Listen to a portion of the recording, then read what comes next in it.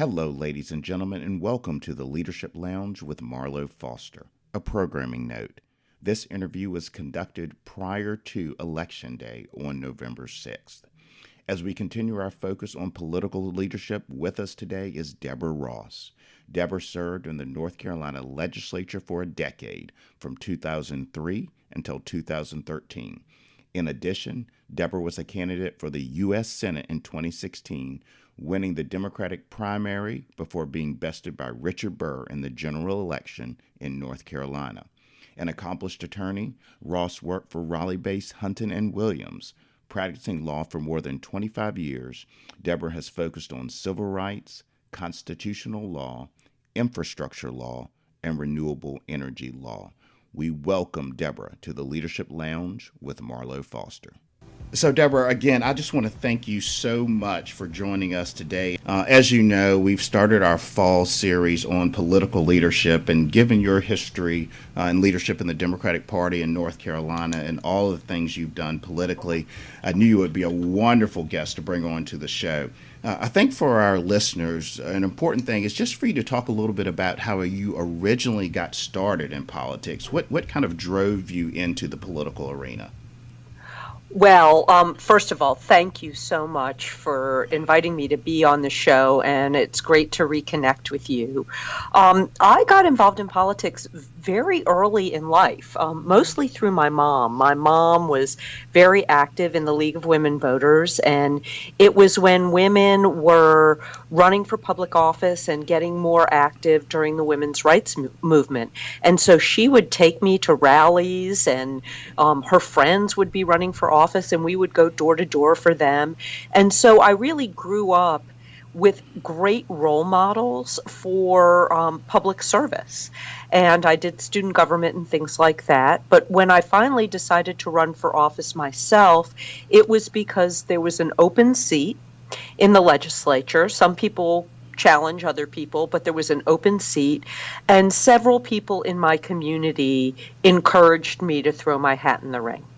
So, thinking back, I know when you originally ran for office, you were 38 years old. And so we see a lot of people, and we'll talk a little bit about this later in the show, but we see a lot of people throwing their hats in the ring at an earlier age. But for you, when you first took this on at 38, you were extremely young. What were some of the challenges you faced? How were you received when you decided to run?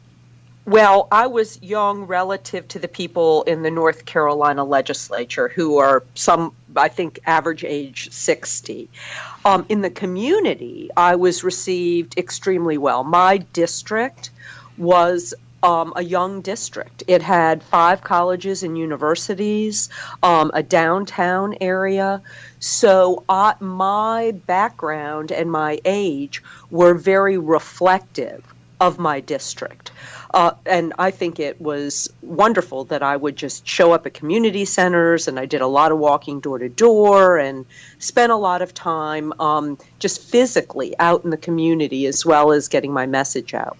But when I showed up at the General Assembly, that was an entirely different thing. Now, I had previously done work at the General Assembly as a lobbyist, so a lot of people knew me, and I think that was an enormous advantage because they already knew me, they already had worked with me, and so I had a circle of people who I had a good relationship with. But my favorite story was when I went into the members-only cafeteria, and the woman who runs that cafeteria didn't believe that I was a member because she hadn't seen, a relatively young woman come in. And then, of course, there were secretaries and assistants who didn't know that I was a member. So there are some funny stories about that.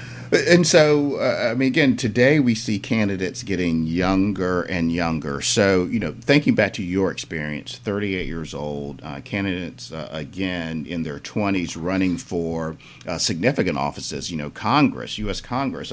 Do you think that's a good thing, a bad thing? What's your gut reaction on that? I think it's a good thing. I think we need more young people who are in the political arena. I think we need to hear their ideas, their perspectives, and I think we need all different generations as elected leaders, because the world is changing so fast. I mean, we hear we're in a disruptive time, but people who are in their 60s right now really don't know what it's like to be somebody in their 20s or their 30s. They may have children, and so they may know some about what's going on with their children, but they don't necessarily represent that generation. And I think the more intergenerational sharing and experience we have, the better public policy we'll have in the end. So this kind of came to my mind. So lots of times when you have a younger candidate for office, there's always that challenge of balancing, whether it's male or female, balancing family life or starting a family or financial well-being, all of the challenges that come with being in public office if it's not a full-time position, say like U.S. Congress. What would be some advice that you would give someone who's young and thinking about doing something like you did? I would make a financial plan and know exactly how much money you're going to be able to basically make in your career outside of being in the legislature. Because in the legislature, you don't make hardly any money. No. You do get health insurance, but it's not a full-time job. And so I'm very fortunate. I'm an attorney, so I could work as an attorney part-time and take on certain cases. I was with a firm, which was even more beneficial to me, so that if I had to be at the legislature, people could cover for me. And then I also would teach in the semester when we weren't likely to be in session. Mm-hmm. And so I could arrange my work schedule around my legislative responsibilities. I was also very fortunate that I lived in the capital city, so right. I didn't have the long commutes that so many other people have. But I remember when I first started to work at the legislature, that there were people who had fax machines. You know, that was before people had handheld devices. Right. That was before you brought your laptop from work in, and they would have separate computers and separate fax machines and all things like that. So it is easier to kind of telecommute to your other job, but you still have to juggle it, and you have to have a plan. Yeah, absolutely. And we see I think it's becoming, to your point, Deborah, I think it's becoming less of a challenge because people have so many opportunities now with mobile devices to really stay connected to their office and also do their work. And I think I agree with you. That's a very good thing. So thinking back to your time in the legislature, you were in the North Carolina House for a decade. In that time, what was your greatest achievement? What excited you most about your service? Well, I just loved being in the House, and I had wonderful colleagues and a fantastic district. So I like the people. I'm a people-oriented public servant. So I enjoyed the people I served with, so I liked going to work every day, and I really felt a kinship to my district, all the different parts, and it was a diverse district. But in terms of legislative accomplishments, there are three that I take particular pride in, and then there are some that just kind of came my way and I think have made a really big difference.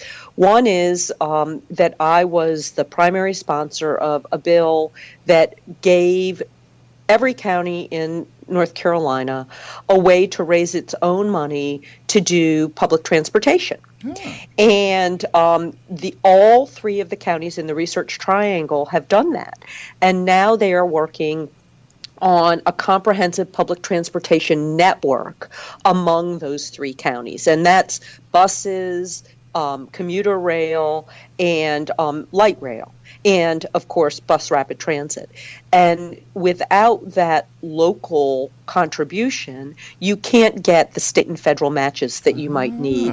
And I had signed on to that bill, and the primary sponsor had some health issues. So I ended up having to carry that bill. And we got bipartisan support for it, and so I'm very proud of that. I'm also very proud of the fact, and this took a couple of sessions, to get the funding and the financing for the North Carolina Museum of Natural Sciences, which is the most visited attraction in the state of North Carolina. It's the most visited museum that the state has.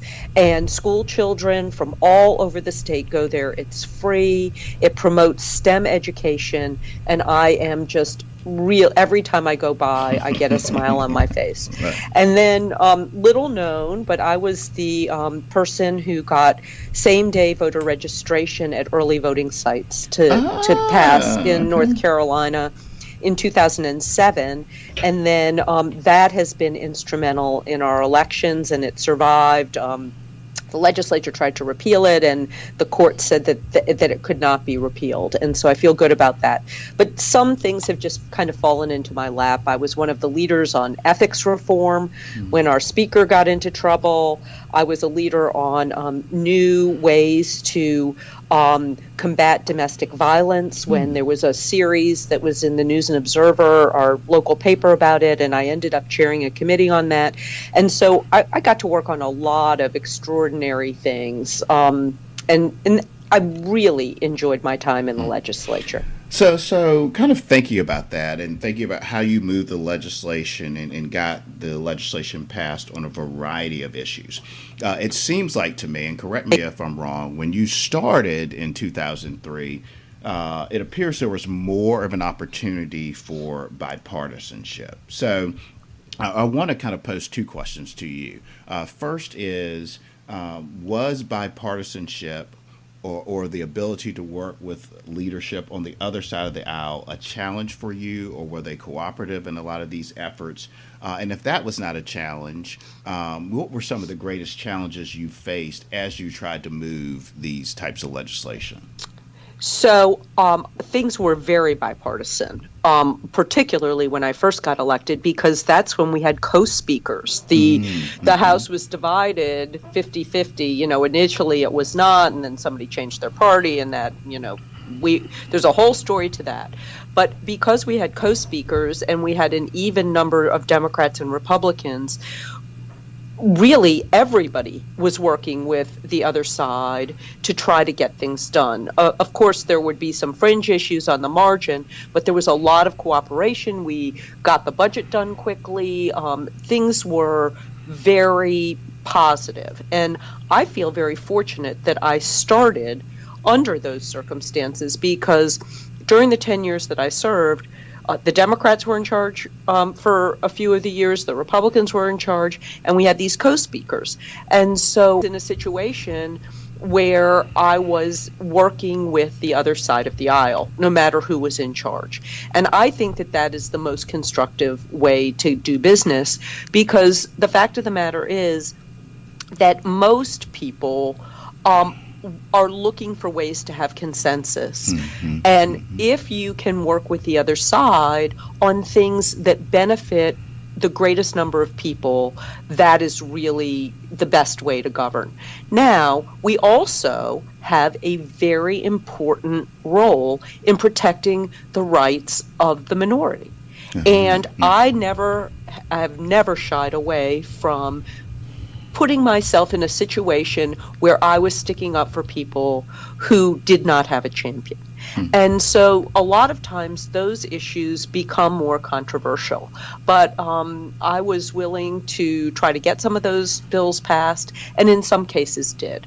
An example of where I was unsuccessful, and it's reported a lot, was that we don't in North Carolina have a state law guaranteeing fair pay for equal work for women. And that was something that I tried to champion in several different ways, both for state government and then more broadly, and that wasn't going to get traction.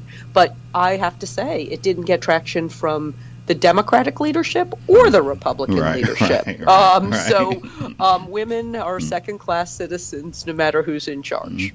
So, Deborah, what do you think has changed? I mean, your time, you're talking about a bipartisan spirit, having worked with the other side of the aisle, you as a Democrat working with Republicans, and not focusing on naming names, but what do you think has changed at its core that has made bipartisanship at the state and national level so difficult? So I think there are two things. First of all, things are very tight in terms of it could go either way between Democrats and Republicans. And so when things are that competitive, politicians tend to see things in terms of the next election rather than doing their job for the people. So when things are not tremendously competitive, people feel comfortable giving space to the other side and working together. That's what I've seen. But when they get tremendously competitive, everything's about the next election. And people forget that they've sworn an oath to protect and defend the Constitution and do a good job for the people. And so we're seeing that play out at the really worst possible way in D.C., but we've definitely seen it play out that way here in North Carolina since 2010.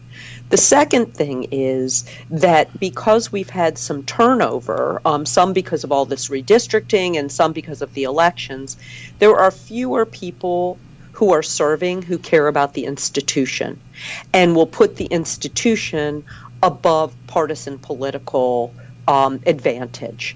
And when I was there were a number of people who cared tremendously about the institution, both Democrats and Republicans, and would say, we just can't go there. We just can't do things that are going to undermine the institution. The parties are going to switch power and control, in cycles, but the institution is what's the most important. And I think it's very sad that we have lost that both at the state and at the national level. And so, after your decade of leadership and experience in the North Carolina House, you took a couple of years and you stepped away, and then you dove into a run for U.S. Senate in North Carolina. Did a wonderful job. Can you tell us a little bit about that experience on the campaign trail and how that differed from your time in the North Carolina House versus running for U.S. Senate and what you learned? Well, it was a wonderful experience. I enjoyed campaigning. A lot of people don't like running for statewide office. I thought it was an adventure every day. It was tremendously different from running for the House of Representatives. First of all, you have to raise millions and millions of dollars. For my little House race, I could raise $75,000 or $100,000 and be more than taken care of. And for my U.S. Senate race, I raised almost $15 million. Oh, my goodness. And so you're dealing with a larger universe of people who are interested in your campaign. So the money, you have to be honest about that. But, it's also very different being in a compact urban area where I could walk in most of the neighborhoods and get to almost everywhere in the district in a half an hour to, we went to more than 90 counties, Murphy to Manio. I remember I guess the most we drove in one day was Manio to Greensboro in one day to do events in both places. But I have a lot of energy, and I always have energy for people. And so the days when we were traveling and I was on the phone in the car and I was in the car with a bunch of 20-somethings who were helping me with my campaign, every day was an adventure, and I loved traveling the state. Of course, I'd been to many places before, but I hadn't been able to have that real connection with people who live in different parts of the state. And then a lot of my former colleagues and colleagues that I had just recently served with really enjoyed taking me around where they lived and introducing me to their constituents. So it was a lot of fun, and I would not say that it's for everybody, but it was certainly something that was good for me. Well, I know your energy level, and I saw and watched that campaign, and you did a tremendous job. It's interesting because I would say almost at the tail end of your run for U.S. Senate and kind of working toward now 2018, there has developed an intense focus on women in politics, the role of women in politics, women pursuing public office.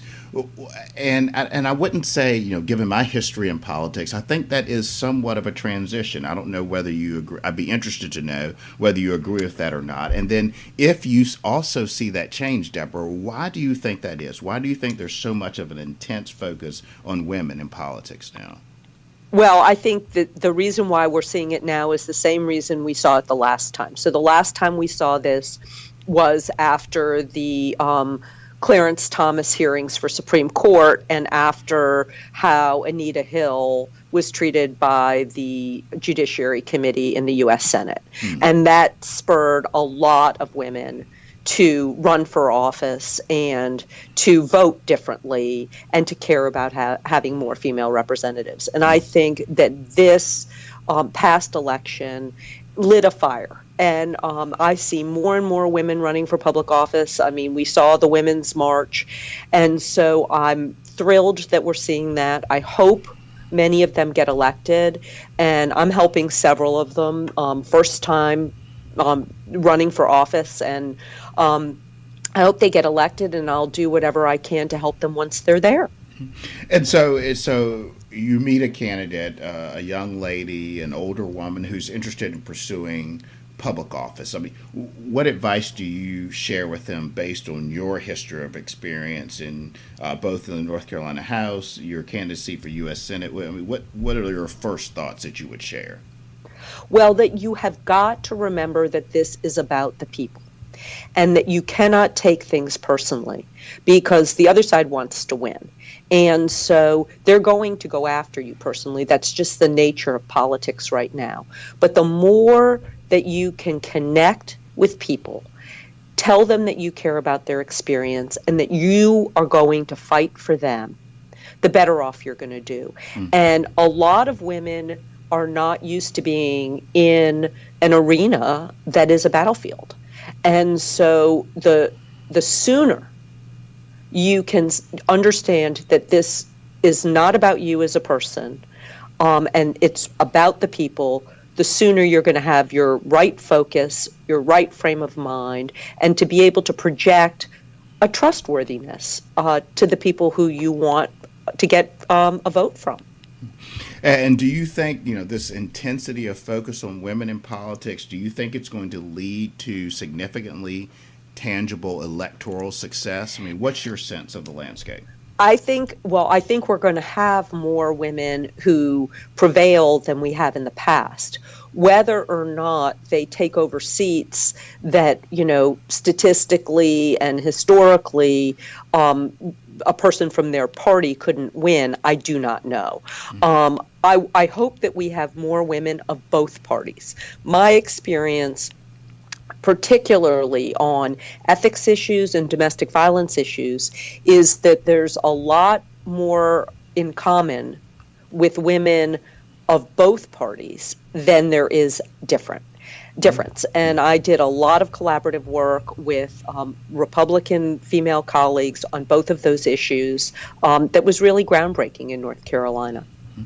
So, I want to thank you, Deborah, for the time you spent with us today. And so I have, I always have to have this big last question at the M spot. And so my question to you is, what does your future hold? So you are a candidate for U.S. Senate in North Carolina. Are you thinking about elected office again? Kind of where is your head at this point?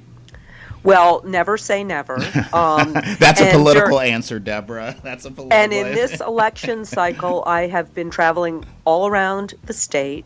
I've been helping candidates at the federal level, at the statewide level, and at the local level. So I'm staying very active in speaking and coaching and raising money. And so all options are on the table. Well, Deborah, I really appreciate you joining us today. It truly has been a pleasure. Oh, it's my pleasure. Have a great day.